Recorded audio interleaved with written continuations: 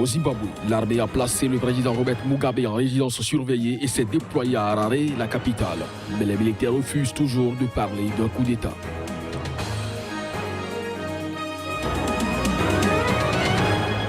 Le forum de Dakar sur la paix et la sécurité a clos ses travaux. Qu'est-ce qui ressort des ateliers et conclaves de ces 2 jours de discussion à Dakar? Tchèque Berté nous fera le point.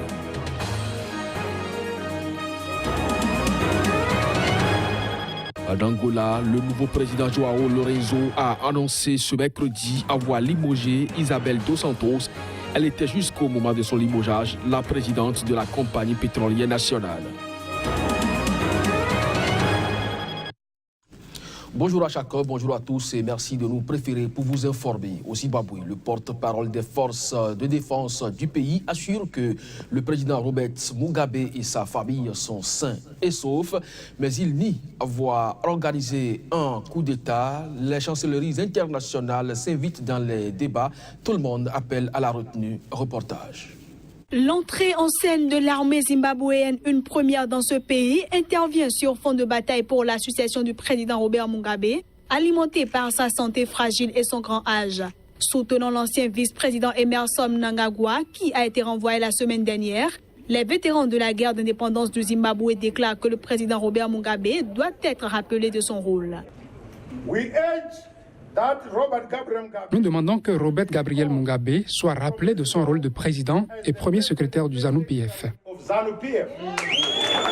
Tout en niant avoir organisé un coup d'État, le porte-parole des forces de défense du Zimbabwe assure que le président Robert Mugabe et sa famille sont sains et saufs. Nous tenons tout d'abord à assurer la nation que son Excellence, le président de la République du Zimbabwe et commandant en chef des forces de défense du Zimbabwe, le camarade de Robert Mugabe et sa famille sont sains et saufs et que leur sécurité est garantie. Nous ne ciblons que les criminels qui l'entourent et qui commettent des crimes qui causent des souffrances sociales et économiques dans le pays afin de les traduire en justice. Dès que nous aurons accompli notre mission, nous nous attendons à ce que la situation revienne à la normale.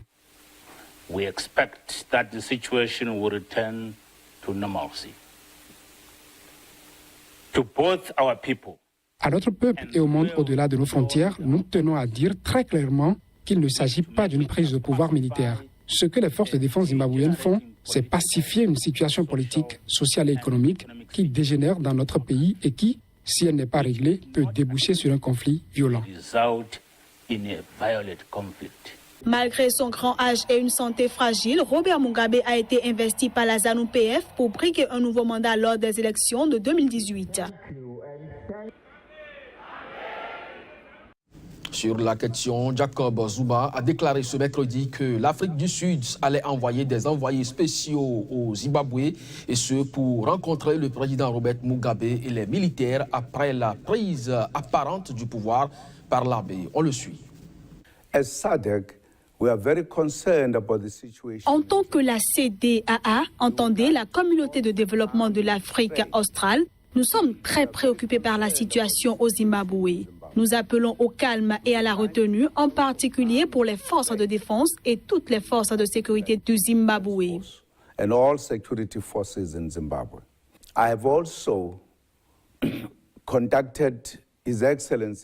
J'ai aussi contacté son Excellence le président Robert Mugabe, à qui j'ai eu le temps de parler, et il va bien, mais est enfermé chez lui.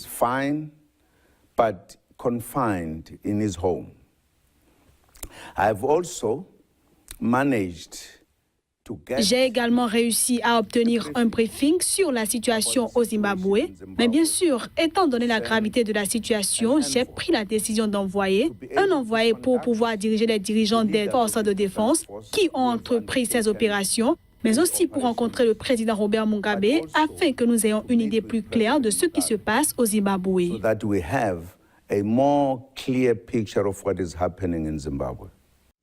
L'Union européenne s'est dite ce mercredi préoccupée par la situation au Zimbabwe et à cet effet, elle a par la voix d'une de ses porte-paroles de services extérieurs appelé au dialogue en vue d'une résolution pacifique de la crise. Indeed, we have seen the recent developments. En effet, nous avons observé les développements récents et leurs conséquences, y compris en ce qui concerne les forces de sécurité du pays. Ceci est préoccupant pour l'Union européenne. Nous suivons de très près ce qui se passe sur le terrain, soulignant que les droits fondamentaux de tous les citoyens doivent être respectés et que l'ordre constitutionnel et la gouvernance démocratique doivent être respectés. Nous appelons toutes les parties concernées à passer de la confrontation au dialogue, avec pour objectif une résolution pacifique.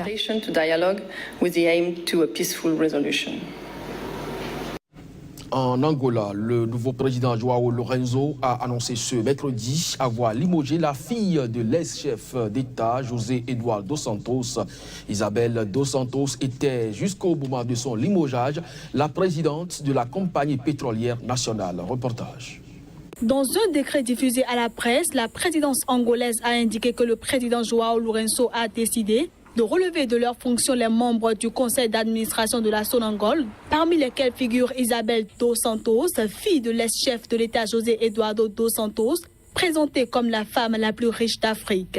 Surnommée la princesse, elle avait pris en 2016 la direction de la compagnie en grande difficulté financière depuis la chute des cours du pétrole il y a 3 ans, et ce, même si sa nomination avait suscité les plus vives critiques des adversaires de son pays, accusé d'avoir privatisé l'économie du pays au bénéfice d'une poignée de proches.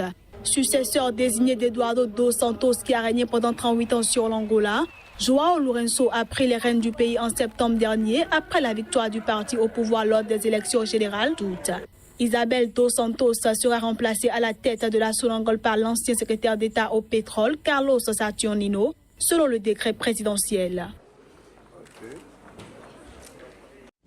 Le Forum de Dakar sur la paix et la sécurité a clos ses travaux ce mardi. Qu'est-ce qui ressort des ateliers et conclaves de ces 2 jours de discussion à Dakar? Tchèque Berté, notre correspondant sur place, nous fait le point. Cette 4e édition du Forum de Dakar sur la paix et la sécurité a été clôturée ce mardi par le Premier ministre sénégalais et le ministre sénégalais des Affaires étrangères. Des jours de discussion, des partages qui ont été axés sur la nécessité pour le continent d'assurer sa sécurité. La force conjointe du G5 Sahel en est un exemple parfait, un modèle de coopération à soutenir et à multiplier selon les participants. Autre point développé lors de ces forums, la cybercriminalité. Sur ces points, l'on peut retenir cette annonce à l'issue de ces forums. La grande révélation, c'est cette école qui va être créée pour lutter contre la cybercriminalité. Je pense que c'est un exemple concret de solidarité, de coopération entre le Nord et le Sud, mais une coopération à l'échelle régionale. C'est une première réponse au niveau de la formation et du renseignement. Désormais, un problème pour l'Afrique de l'Ouest, la cybercriminalité est le sujet sur lequel sont penchés depuis 2 ans les services de renseignement de la sous-région. La nouvelle école sera basée à Dakar et financée en grande partie par la France. Pour les chefs de l'État sénégalais, rwandais et maliens, le volet militaire ne saurait être la seule alternative pour assurer la sécurité du continent. Un des messages forts de ces forums, qui a alors rappelé la nécessité d'une réponse globale, c'est celui d'assurer le développement économique, les droits de l'homme ou encore le changement climatique. À Banjul, le procès de 9 anciens agents de la NIA, les services secrets de l'ancien président gambien, devait être le procès symbolique de la transition post-Yaya Jammeh. Mais depuis son début, il y a 8 mois, le procès traîne en longueur. Ils sont accusés pour la plupart de torture contre des opposants et du meurtre du leader politique Solo Sandeng. Plus de précisions à travers ces images. Il y a tout d'abord eu des batailles sans fin autour des questions de procédure. Puis le changement de toute l'équipe du procureur, un changement contesté par les avocats de la défense, ce qui a conduit à une interruption du procès pendant plus de 3 mois. Enfin, une audience annulée à la suite de l'hospitalisation de des accusés. Désormais, la juge Kumbasila Camara espère enfin entrer dans le vif du sujet et accélérer les choses en siégeant désormais non plus 1, mais 2 fois par semaine. Les anciens agents doivent maintenant répondre à une série de nouveaux chefs d'accusation. 25 au total pour lesquels ils ont tous plaidé non coupables. Et c'est désormais au tour des témoins d'être entendus. Ce lundi, un ancien officier de la police qui a assisté à l'arrestation des opposants avant leur transfert vers la NIA a été soumis aux questions des avocats de la défense. Des questions posées sans grande conviction et qui n'ont pas vraiment fait avancer l'affaire. L'audience devrait se poursuivre ce mardi puisque les avocats du principal accusé, le chef des services de renseignement, étaient absents pour la seconde fois. À Banjul, le procès de 9 anciens agents de la NIA, les services secrets de l'ancien dictateur gambien, devait être le procès symbolique de la transition post-Yaya Jammeh. Ils sont accusés de torture à l'encontre d'opposants et du meurtre du leader politique Solo Sandeng. Mais depuis son début il y a 8 mois, le procès traîne en longueur.